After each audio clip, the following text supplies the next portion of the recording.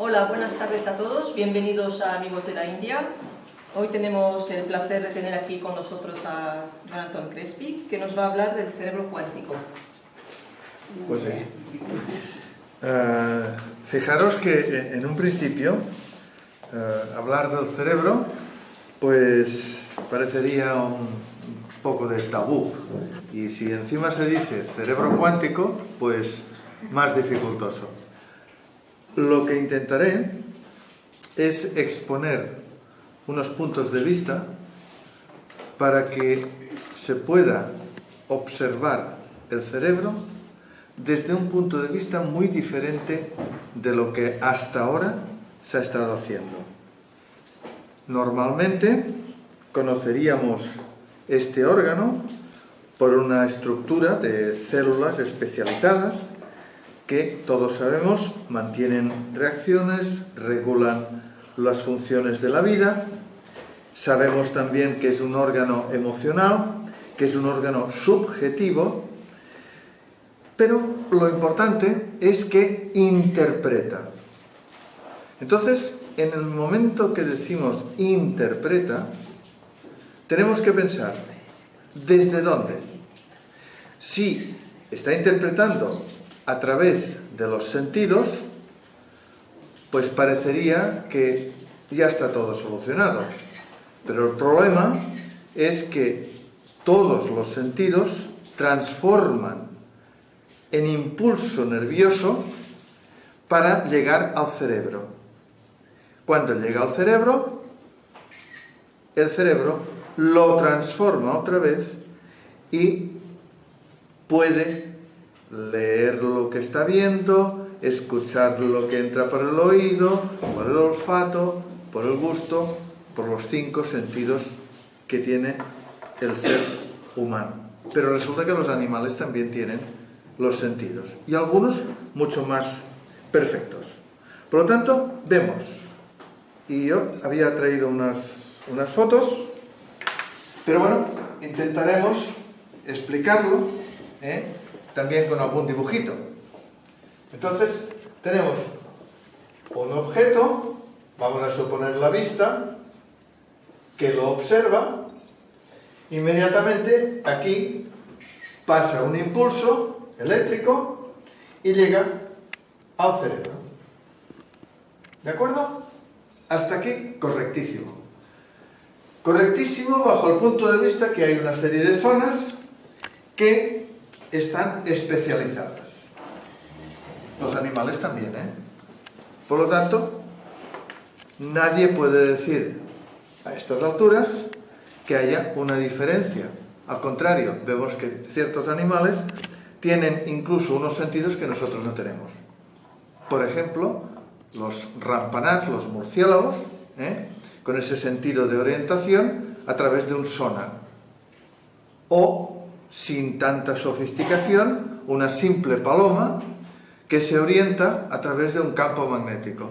Y nosotros somos incapaces de hacerlo. Muy bien.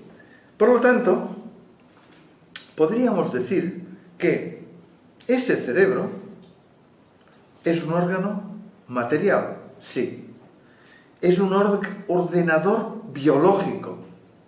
Bueno, pues sí. Pero cuando decimos que es un estado cuántico materializado, la mayoría de las personas dicen no.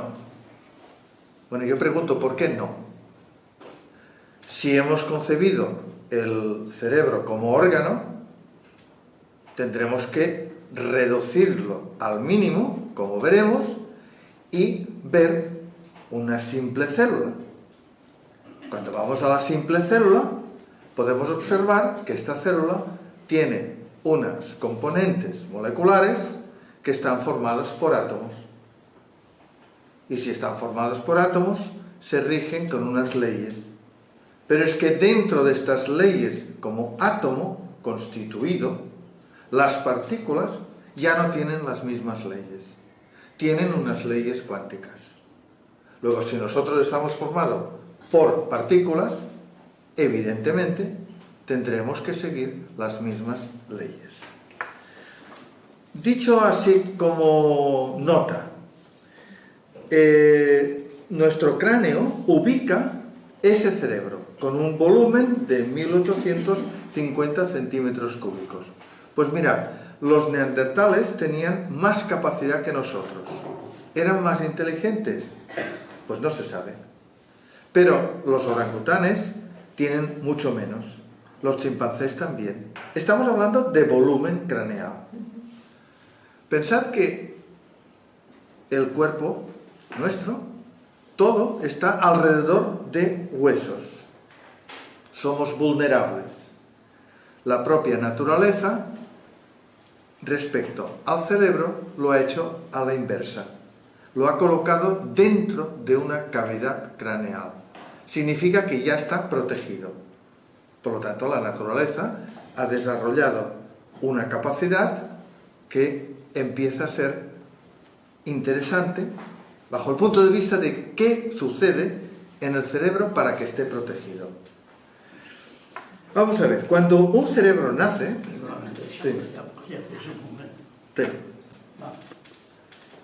Cuando un cerebro nace de un bebito, pesa aproximadamente 350 gramos. Significa que evoluciona hasta el nuestro a 1,5 kg de promedio. Entonces, vamos a esa diferencia. ¿Qué diferencia puede haber entre animales y nosotros? Si lo colocamos como conocimiento intelectual, de interpretar a través de una voluntad una forma de entender la realidad, ya hay una diferencia. Porque los animales, evidentemente, la interpretan a su manera. Pero resulta que inmediatamente, después de esta coma, tengo que colocar que es una interpretación subjetiva de un órgano que es neuronal, a través de neuronas, y que estamos acostumbrados a que lo efectúe de esta manera. Entonces yo podría decir que son habilidades cognitivas la diferencia entre el cerebro nuestro y el cerebro del animal. Pero claro, entonces resulta que vuelvo a caer en la trampa y los animales tienen una capacitación para la caza, para la defensa, para la familia, para los estímulos de la naturaleza, para interpretar muchas cosas, y digo, pues tiene que ser igual. Entonces, la diferencia entre el cerebro humano y el cerebro animal no es ni por peso, ni por volumen, ni por cantidad de neuronas. Evidentemente, el cerebro de un elefante pesa muchísimo más, es mucho más grande que el nuestro, y digámoslo así, pues nosotros continuamos siendo más inteligentes que un elefante. Pero, como la investigación sigue, hay una neuróloga, que es una señora que se llama Susana Herculano Oucel. Esta señora se hizo una pregunta: ¿por qué nuestro cerebro es diferente? Evidentemente, tenemos que ver que es grande para nuestro volumen. O sea, que si consideramos, por ejemplo, un cocodrilo, que es enorme, pues tiene un cerebro así de pequeñito, alargadito.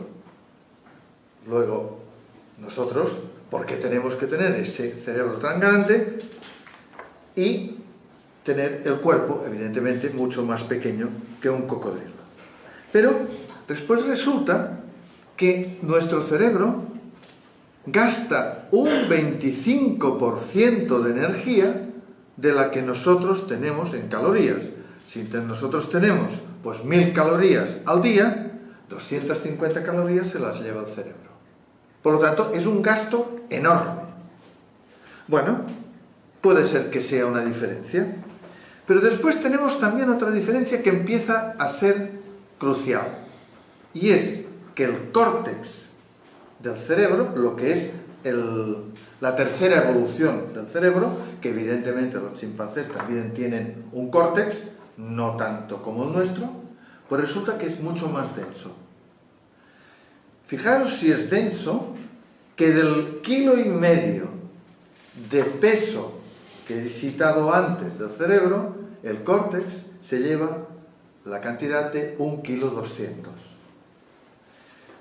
Esta doctora hizo una medida de las neuronas. Recordaréis también que siempre se ha dicho que hay 100.000 millones de neuronas. Bueno, pues el proceso dio una sorpresa, porque la forma de contarlo es muy exacta, dentro de lo que se podría decir, y lo codificó en 86.000 millones de neuronas. La diferencia es bastante grande. Entonces, resulta que yo puedo comparar las neuronas de una abeja, por ejemplo, y resulta que tiene 960.000 neuronas. Vale, es comprensible. La abeja es pequeñísima y yo soy enorme. Pero un chimpancé, pues tiene 6.200 millones. Ya se acerca al promedio. Entonces, la verdadera diferencia, esta señora la codificó en dos conceptos. Primer concepto, concepto alimentación. No vamos a entrar, evidentemente, pero pensad que el concepto alimentación, cuando el ser humano cambió de ser recolector en los árboles a decir, bueno, voy a preparar el almuerzo, la comida y la cena, que se dice vulgarmente, pues cambió también el proceso. Bueno, supongamos que tenía razón. Pero hay una cosa mucho más importante, y es la cantidad de sinapsis que el cerebro humano tiene. Ahí está verdaderamente la sensación diferencial. ¿Qué significan las sinapsis? Pues digámoslo así. Hay 100 billones de sinapsis en un cerebro, o sea, no son 4 ni 5 las que podríamos diferenciar. Pero vamos a ver. Aquí tenemos la terminación de una neurona. Y aquí tendríamos otra neurona. Normalmente cuando nosotros decimos están unidas, significa que esta pues está entrelazada con esta, ¿o no? Pues esto no es así. Significa que hay un espacio. Entonces, ¿cómo puede haber la conexión? Y esto ya lo famoso Ramón y Cajal, junto con Golgi, ya lo descubrieron entonces. Porque se produce un salto entre una neurona y la otra. Este salto es a través de lo que se llama un neurotransmisor. Significa esto que todo está regido por electricidad. Nuestro cuerpo está regido por corrientes eléctricas, pequeñas, más grandes, de una manera o de otra. Vibraciones, todo está de esta manera. Pero cuando llega a este paso, aquí se produce lo que se llama una segregación a partir de aquí del neurotransmisor, para que este neurotransmisor salte y active la otra neurona. Significa entonces que estos neurotransmisores, que hay muchos, hay dos de importantes. Y esto lo tenéis que recordar, o lo habéis leído muchas veces, que es el glutamato y el GABA. El glutamato es un activador y el GABA resulta que es un, digamos, inhibidor. Hasta aquí parecería todo una especie de explicación, pues más o menos de ciencia, pero no, ya entraremos en las suposiciones y en el intríngulis del por qué el cerebro actúa de una manera o de otra. Pensad también que hasta hace poco los científicos decían, no, es que las neuronas están ahí, han nacido, inmediatamente se produce un desequilibrio porque el mismo infante, o sea, digamos el recién nacido, elabora una pequeña selección y las neuronas que sobran se eliminan, quedan las importantes y después van decreciendo al final de lo que sería la vida. Esto es falso. Significa que las neuronas tienen un proceso de crecimiento, pero un proceso mucho más importante que el de crecimiento. Y es que si tenemos, y ahora lo ponemos así de sencillo, una neurona que nos está moviendo el brazo y resulta que yo me quedo sin brazo, aquella neurona se volvería inútil. Pues no es así. Aquella neurona se activa en otro proceso del cerebro. Luego, estamos viendo que no hay digámoslo así, un sentido mecánico del cerebro en sí. Si no hay un sentido mecánico, significa que tiene que ser cuántico. Estamos colocando esa sensación para comprender que no tenemos aquí una simple máquina o una máquina biológica.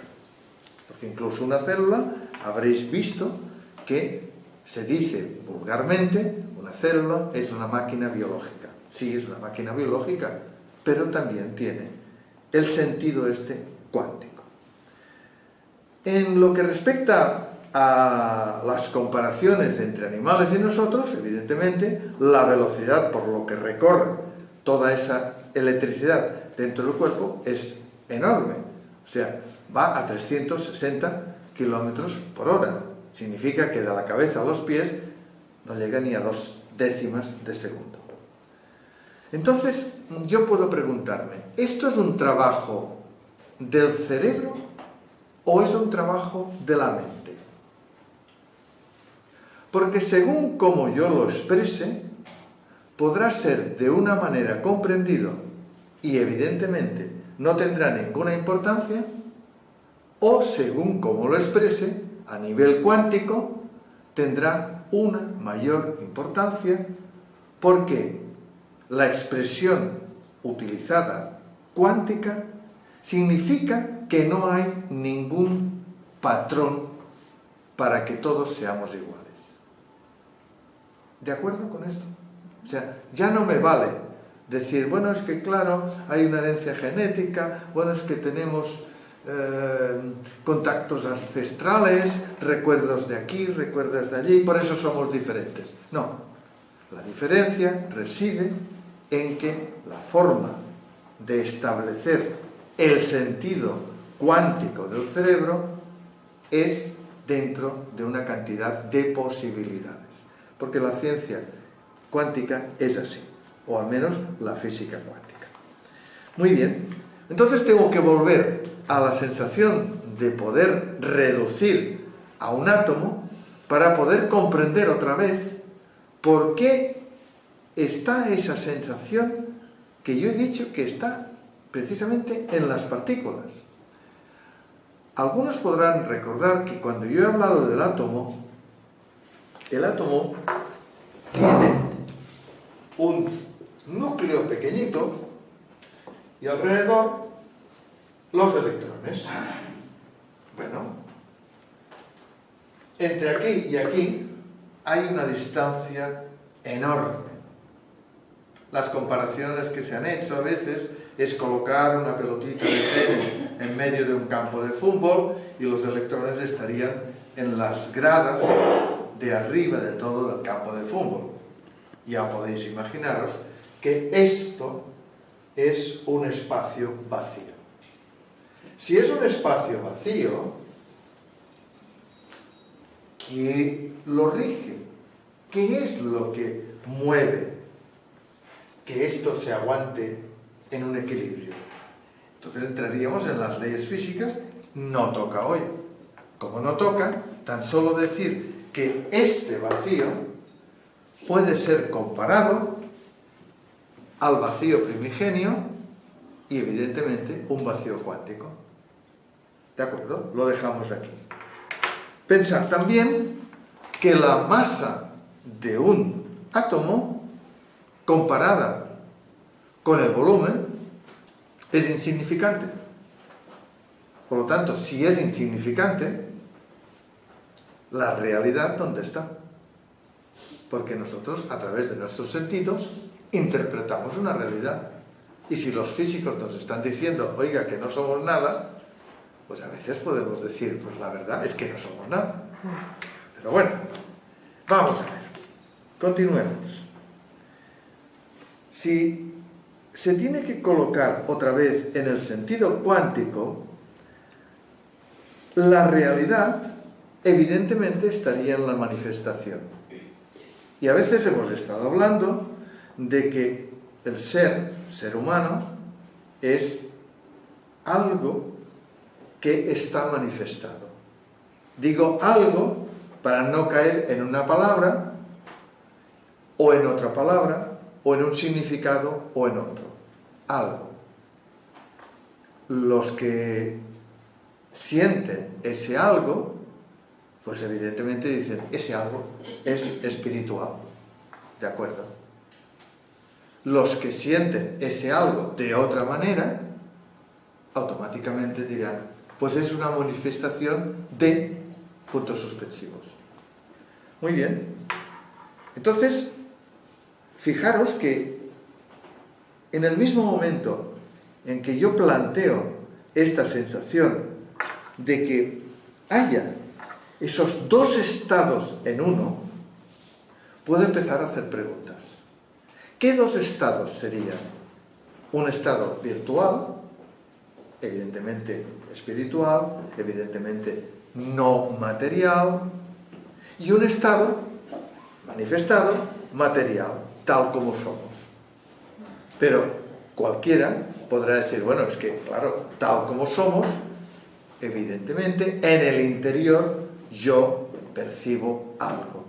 Y si percibo algo y puedo considerarlo energía, significa que el estado energía y el estado material es una misma cosa, con dos aspectos. Preguntas entonces se podrían hacer de que en el cerebro hay una conciencia física o una conciencia cuántica, porque claro, si hay una diferencia que le acabo de decir y existe una conciencia, tendré que dar diferencia de la conciencia. Pero, ¿y el pensamiento? Si el pensamiento surge de nada, tiene que ser cuántico. No puede ser un pensamiento de un cerebro mecanicista. Porque para un cerebro mecanicista ya rige, pues fijaros, digamos, la armonía del corazón, rige la respiración, aunque la respiración se puede controlar, aunque el corazón se puede controlar, rige todas las funciones de los intestinos, aunque también se pueden controlar. Pero entonces, si hay esa sensación por la cual yo puedo decir que es cuántico, empiezo a entender de diferente manera las cosas.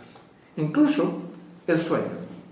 El sueño no deja de ser, y lo habéis oído muchas veces, que es un efecto reparador.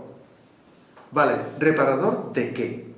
Hombre, pues de todo un día, vale, ¿quién lo rige el sueño? Ah, no lo rige nadie. El sueño aparece. No hay ningún control en el sueño. Por lo tanto, si no hay ningún control en el sueño, se escapa de la parte mecánica del cerebro.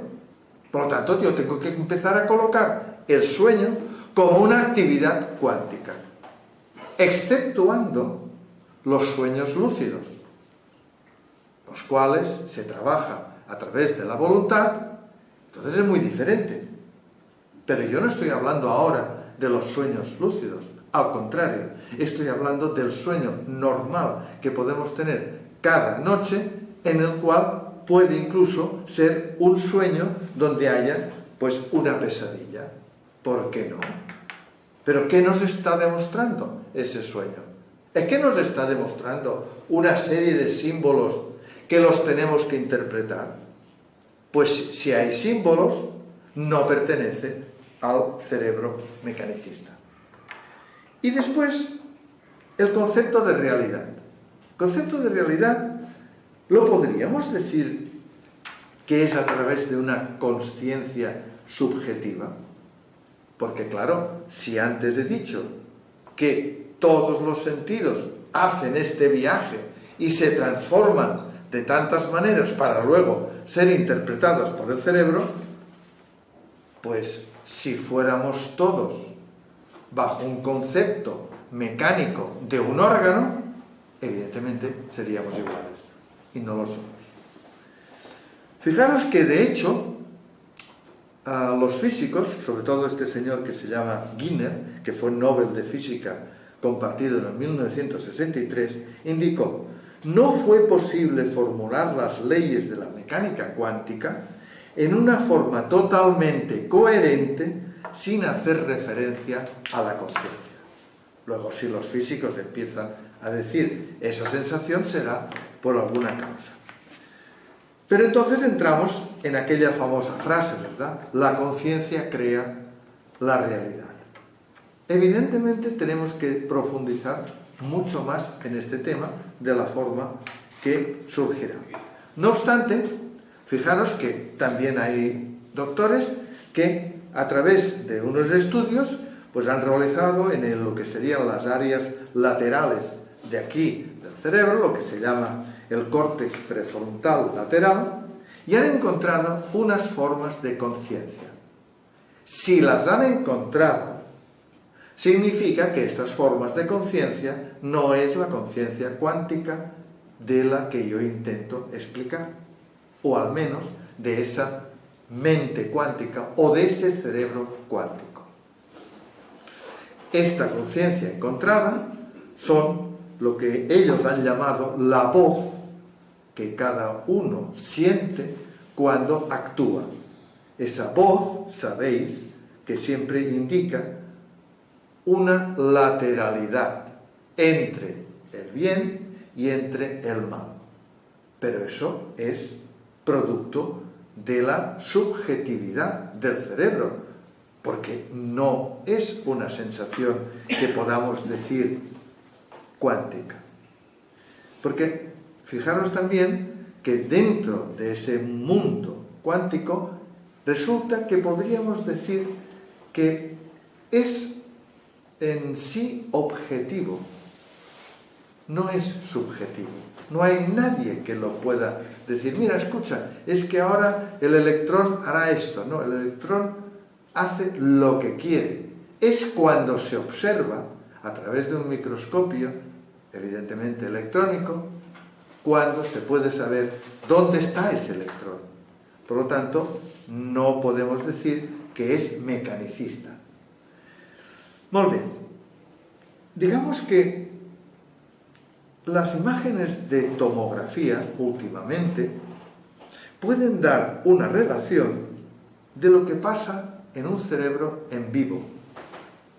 No hace tantos años, cuando esto no existía, pues evidentemente lo que tocaban del cerebro era un cerebro recién muerto de una persona fallecida. Pocas cosas podían aprender de aquel cerebro. Pero en cambio hoy en día con las tomografías es fantástico. ¿Por qué? Porque ejecutan las imágenes y ven por dónde, digamos, actúa todas las intríngulis que las sinapsis forman. Luego significa que para una sencilla actitud intervienen muchas zonas del cerebro, intervienen muchas sinapsis. Nunca las mismas. Tú podrás pensar ahora en un coche rojo y se encenderán en el cerebro una serie de sinapsis. Pero claro, en el mismo momento que piensas en el coche rojo, vienen otros, digámoslo así, mensajes de un recuerdo que cuando vuelvas a pensar en el coche rojo no aparecerán. Por lo tanto, las sinapsis son diferentes. Si son reacciones indeterminadas, ¿cómo puedo yo dar esa sensación de que ese cerebro me pueda ayudar a mí? En ese caso, el cerebro vuestro, ayudar a vosotros. Porque normalmente también habéis oído hablar de que, bueno, esto es un azar. No, el azar lo dejaremos para otra circunstancia. Para el cerebro, no. Puesto si no hay azar, como mínimo, tenemos que entrar en el campo de posibilidades. Y volvemos otra vez a la física cuántica. Y entonces nos preguntamos si esa conciencia a la que yo he nombrado cuántica es capaz de observar. Y vosotros diréis, bueno, ¿y por qué? Y yo os diré una cosa. En la experiencia, por ejemplo, muerte clínica, no hay actividad en el cerebro. Aquella persona clínicamente está muerta. Pero ¿cómo es que pasan 45 minutos y los médicos la recuperan después de una operación de corazón? O en una experiencia extracorpórea, en la cual la persona ve el túnel de luz, ve su cuerpo allí en la cama o en la carretera. Aquello no es una sensación mecanicista del cerebro. Por lo tanto, ni es un azar, ni es una subjetividad, ni nada que no sea una circunstancia cuántica. Allí no hay cuerpo. Si no hay cuerpo, ¿qué existe? Entonces he colocado la palabra conciencia. Pues la conciencia es la que está observando. Si no, la verdad, que me lo expliquen de otra manera. Porque no hay posibilidad de que haya un tercero. Nosotros no somos un tercero. Somos lo que somos en nuestra interioridad y con lo que sentimos interiormente y lo que nos llega del exterior.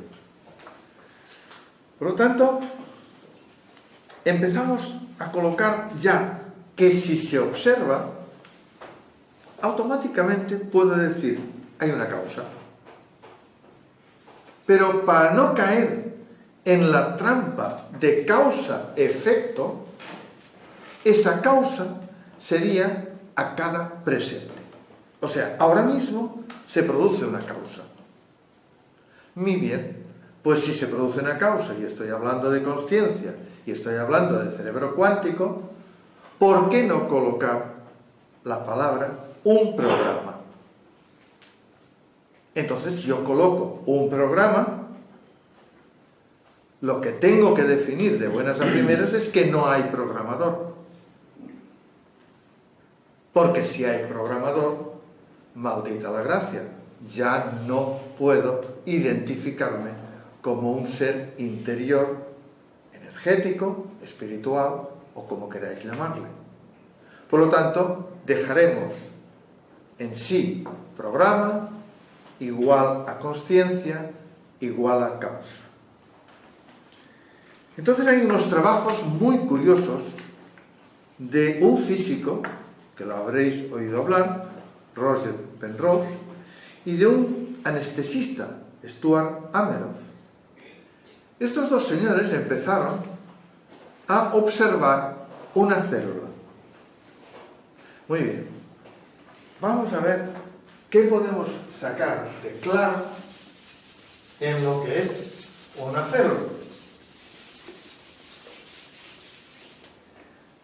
Si vais al Google y observáis tal como el esquema de la célula es, veréis que hay un circulito, una cavidad, aquí hay un núcleo, y aquí empiezan a ver cositas que son las mitocondrias, que son las centrales de energía de las células. Hay pequeños componentes, hay los órganos de Golgi aquí, hay otras estructuras y lo que se llama el medio por el cual aquí dentro se mueve todo. Y esto es una célula viva. Pero resulta que los componentes de la célula viva son componentes inertes. Ni esto, ni esto, ni esto, ni esto está vivo. La célula sí. Dejando ahora esta sensación, y observando el comportamiento de una célula, todo está explicado. Pero hay una cosa muy curiosa que observaron aquí.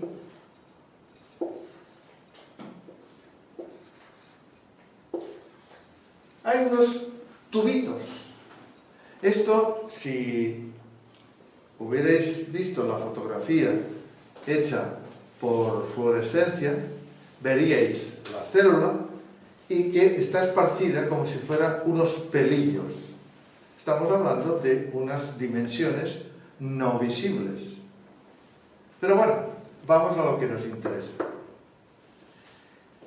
Stuart Hameroff y Roger Penrose propusieron que estos microtúbulos, que esto sí que lo habéis oído cuando se habla de una célula, podían contener el principio de la conciencia.